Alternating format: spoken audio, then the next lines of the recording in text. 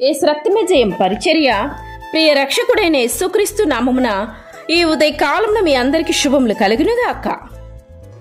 మనుషులను సంతోషపెట్టువారు చేయునట్లు కంటికి కనబడుటకే కాక క్రీస్తు దాసులమని ఎరిగి దేవుని చిత్తమును మనపూర్వకముగా జరిగించుచు మనుషులకు చేసినట్టు కాక ప్రభువుకు చేసినట్టే ఇష్టపూర్వకముగా సేవ చేయుడి అని వాక్యం సెలవిస్తుంది. నా ప్రియ సహోదరి సహోదరులారా, దాసుడైనను స్వతంత్రుడైనను మీలో ప్రతివాడును ఏ సత్కార్యము చేయునో దాని ఫలము ప్రభువు వలన పొందురని మీరెరుగుదురని వాక్యము సెలవిస్తుంది. నీవు యేసుక్రీస్తును ప్రేమిస్తున్న వ్యక్తివైతే ఆ ప్రేమను క్రియలలో చూపించు. మిక్కిలి అల్పులైన ఈ సహోదరులలో ఒకరికి మీరు చేసితిరి కావున నాకు చేసితిరని యేసుక్రీస్తు అంటున్నాడు. నీవు దేవుని పేరిట దేవుని కొరకు ఏమి చేయగలవో, నీ వలన ఏమి చేయగలవో అదే చెయ్యి. దేవుడు లోకమును ఎంతగానో ప్రేమించెను. ఆ ప్రేమను క్రియలలో చూపించడానికి ఆయన వెల చెల్లించి తన ఒక్కగానొక కుమారుడైన ప్రభువైన యేసుక్రీస్తును సిలువకు అప్పగించెను. ఎంత గొప్ప ప్రేమ అది! ప్రేమించకుండా ఎవరైనా దాన ధర్మాలు చేయవచ్చు, కానీ ఏమి ఇవ్వకుండా మాత్రం ఏ ఒక్కరిని ప్రేమించడం సాధ్యం కానే కాదు.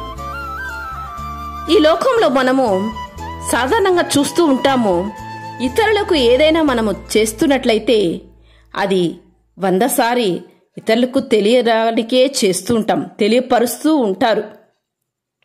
దాన్ని చూసి ఇతరులు మెచ్చుకోవాలని ఇటువంటి తత్వము చాలా మంది కలిగి ఉంటారు. ఇది ఏమాత్రము మంచితనం కాదు. నీ కుడి చేతితో చేయడము ఎడమ చేతికి తెలియకూడదు. అలా నీవు చేసినప్పుడే దేవుని కనికరాన్ని నువ్వు పొందుకుందు. కనికరించువారు కనికరింపబడుదురని వాక్యం సెలవిస్తుంది. నీవు దేవుని చేత కనికరింపబడాలి అంటే నీ మనసత్వం నిస్వార్థముతో కూడుకొన్నదై ఉండాలి. స్వార్థపూరితమైన లోకములో మనం జీవించినప్పటికీ దేవుని బిడ్డవైన నీవు నిస్వార్థముతో పరిశుద్ధత్వతో జీవించాలి.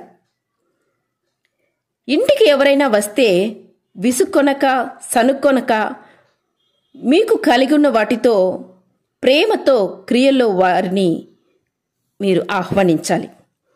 విశ్వాసులు చేసే నిస్వార్థ సేవలు అందించే ఆతిథ్యాల ద్వారా దేవుడు ఎన్నెన్ని గొప్ప కార్యాలు చేయగలడో మనకు వెంటనే తెలియకపోయినా ప్రతిఫలం మాత్రం తప్పక ఉంటుంది. అన్యులకు ఆత్మీయులకు ఆతిథ్యం ఇవ్వడము ఎంతో గొప్ప విషయం. ఎన్నడూ వాటిని నీవు వెనకంజ వేయక ఆనందముతో ఆతిథ్యం ఇవ్వండి.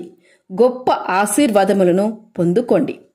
ఆతిథ్యం చేయు మరవకుడి, దాని వలన కొందరు ఎరుగకయే దేవదూతలకు ఆతిథ్యము చేసిరి అని వాక్యం సెలవిస్తుంది.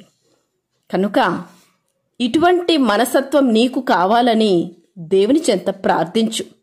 నీలో డంబపు ఆలోచన ఉన్నట్లయితే వాటి నుంచి నీవు వేరుపడి పరిశుద్ధత కలిగి నిస్వార్థముతో నీవు కలిగిన వాటితో దేవునికి నీవు ప్రీతికరమైన పాత్రగా జీవించు. దేవుని యొక్క ఆశీర్వాదాన్ని పొందుకొందువు. ఆమె యేసు రక్తమే జయం పరిచర్యలో మీ సహోదరి. God bless you.